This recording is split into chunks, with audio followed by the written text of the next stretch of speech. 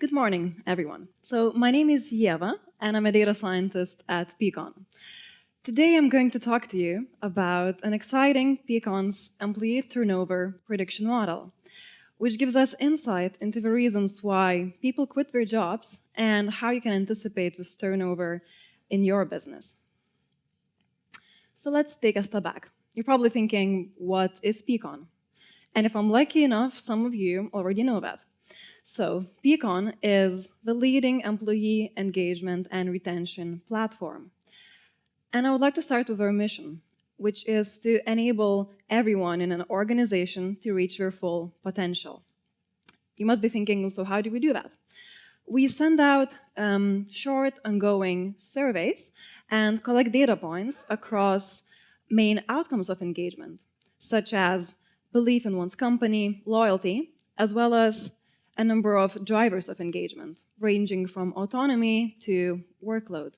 So in a nutshell, Peakon gathers this employee feedback, analyzes it, and then helps you understand what's driving employee engagement in your company and how you can see areas for improvement in real time. So we know that employee attrition is a natural part in any organization. But we also know that it can be very detrimental and costly. So the answer to this question on the screen, how do you predict when and who is going to leave their jobs, is simple. Data. Standardized, rich, and collected continuously over time for each individual from companies of various sizes and of various industries.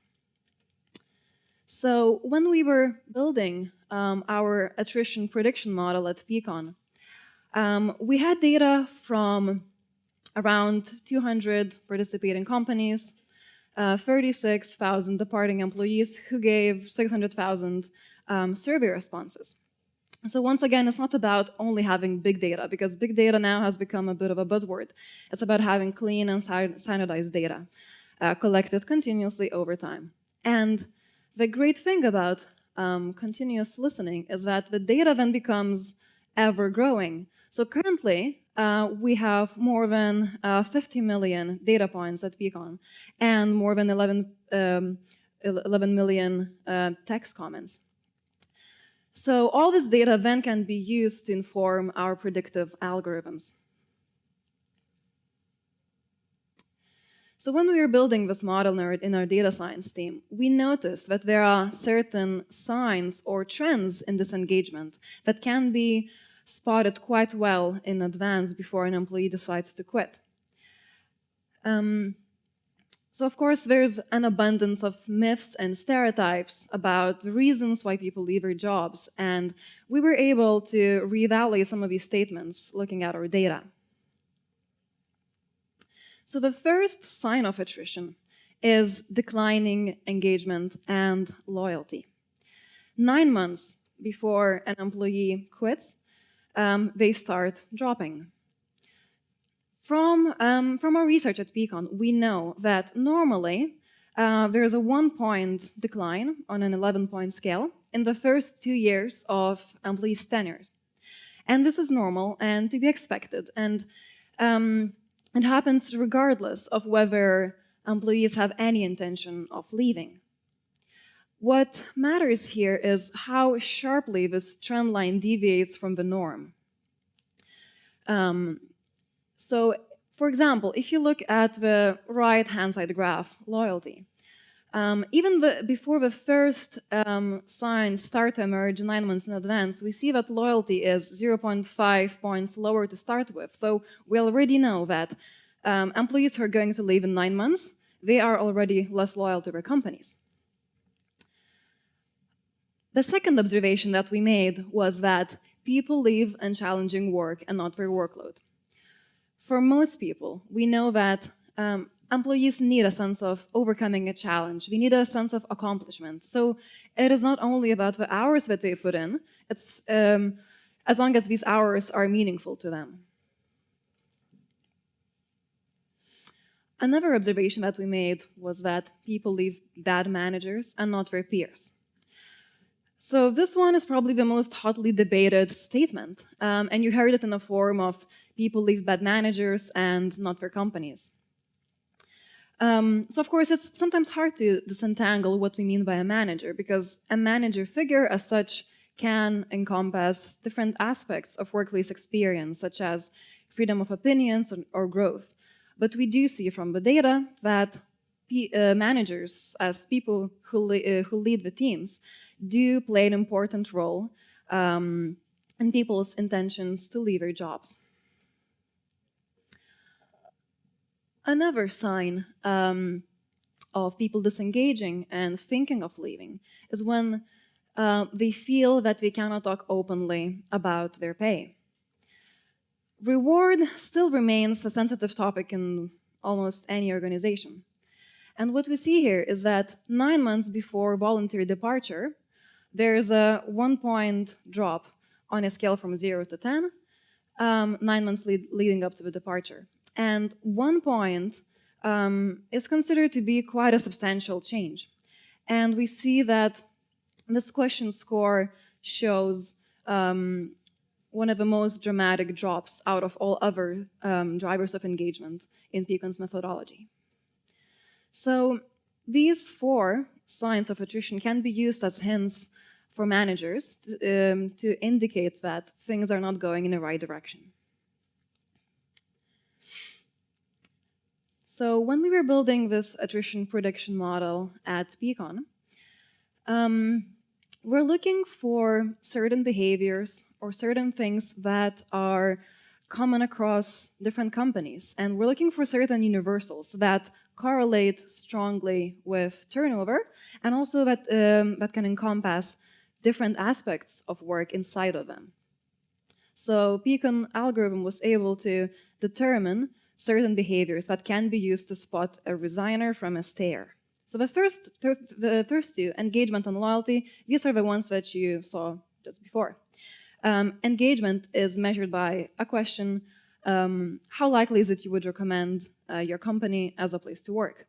Loyalty question taps straight into the intentions of leaving and asks, if you were offered the same job at another organization, how likely is it you would stay with your company? Responsiveness refers to participation rates in employee engagement surveys. And then tenure is another very important factor that I'm going to explain in more detail just now. So let's start with average engagement.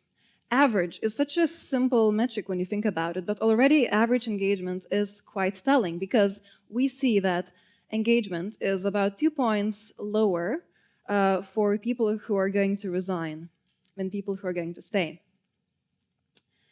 And if we look at resignations in terms of engagement, we see that at any point in time, employees who score between 0 and 6 on that 11-point scale, they're 3 times more likely to leave their jobs than people who scored between 9 and 10. The same story happens with loyalty. There's a 1.3 points difference between employees who resign and those who stay. So resigning employees score lower in this question as well. The third factor that can predict attrition is response rates. You'd probably think that, again, response rates is such a simple metric, but we see that it's quite telling. So there is about a 15% difference in response rates between resigners and stayers. So we see that when an employee becomes disengaged from answering employee engagement surveys, they also become disinterested in trying to improve their workplace, which then in turn can lead to them disengaging and leaving their jobs. And the last factor, tenure.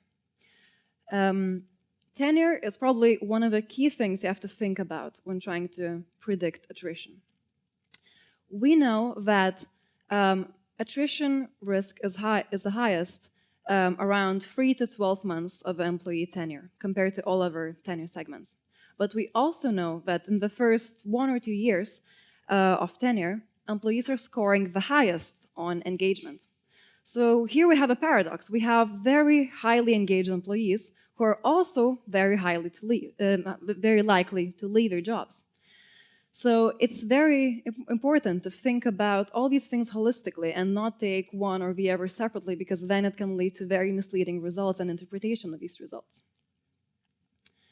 So why is it important to take multiple factors into account? As a main takeaway, I want to show you this graph.